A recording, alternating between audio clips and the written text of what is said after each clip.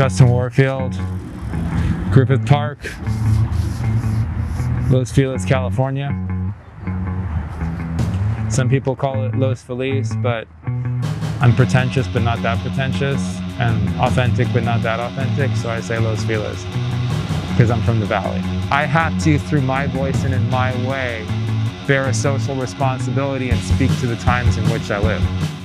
In the months leading up to November 3rd, I found myself worn down by the repeated bottoms of late-night hate scrolls, trolls, and bot blocking.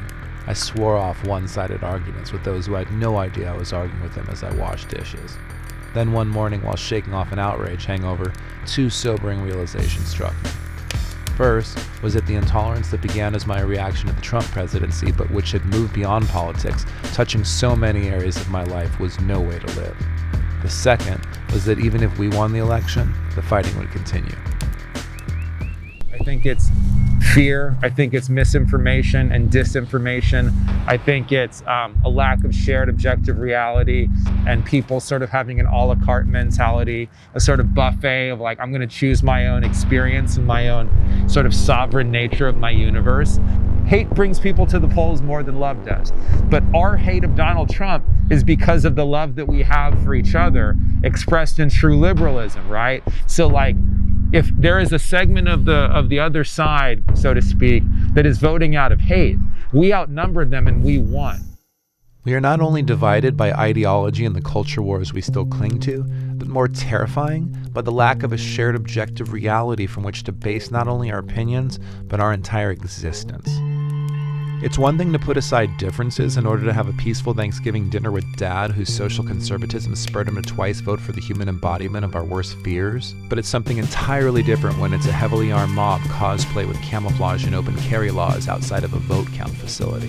No second helping of stuffing or slice of holiday pie will quell the bloodlust and hatred for the libtards who Q told them are plotting deep state takeovers with George Soros and Tom Hanks at shadowy Jew gatherings. So, Trumpism has always been here. One could argue that it's the oldest form of Americanism, that it, before one is white nationalist, one is usually colonial. And so it's an old idea. The problem is the means to distribute that idea are more virulent and powerful than ever. And so people that wouldn't normally be susceptible to that idea of white grievance politics now have it on their phones and on their laptops and on their desktops and in their ear in the car and on their eyes on the TV, and they are being inundated with a message that says other is bad for your pocketbook, other is bad for our culture.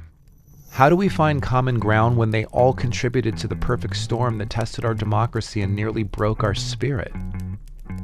The truth is we may not, but that's okay, because he lost. And though by too slim of a margin, the American public has rejected a culture of cruelty with the message that we're hungry for stability over chaos and decency over division. And in looking at that slim margin in the face of all the evidence stacked against him, I have a message for the strategists and consultants trying once again to figure out how to win back the white working class voters, WWCs, who voted for Obama and then flipped to Trump, leaving the party never to return. My message is stop, don't. The WWC voters are gone, but the Democratic Party keeps going back. Boombox raised overhead, standing outside the House, tears in their centrist eyes, Peter Gabriel blasting, begging the white men of Pennsylvania, Michigan, Wisconsin, and Ohio to please take them back. Meanwhile, the brothers and sisters who carried Joe to 1600 Pennsylvania Ave are sitting back, scratching their heads, and wondering why you're not dancing with the one who brung you. How do I reconcile living amongst those people in my work, in my play, in my life? Because I'm going to know these people, and they're not all racist and they're not all bad people. But how do I reconcile moving forward with them?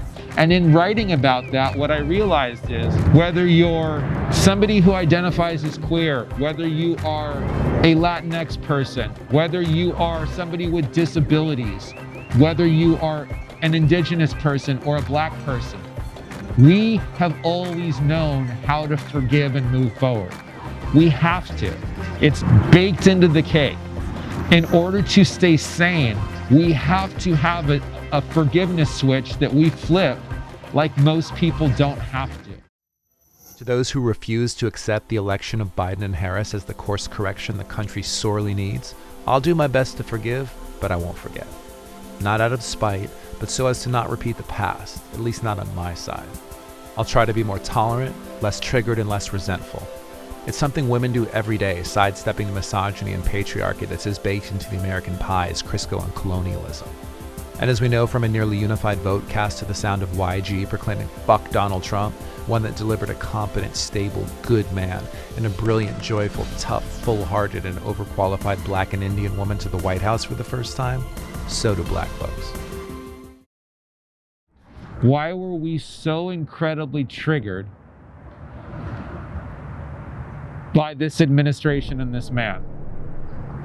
Because he will not be the last candidate or the last president who brings out those feelings. If people and the human spirit can survive so much oppression and tragedy and not break, why was a snowflake emoji or a deal with it text message enough to break us? Are we going to try to understand why we're being motivated to feel that way, how to toughen up a little bit, and how to stand up for ourselves and fight for the people who don't have as much, political might, and stand up for the most marginalized and underrepresented?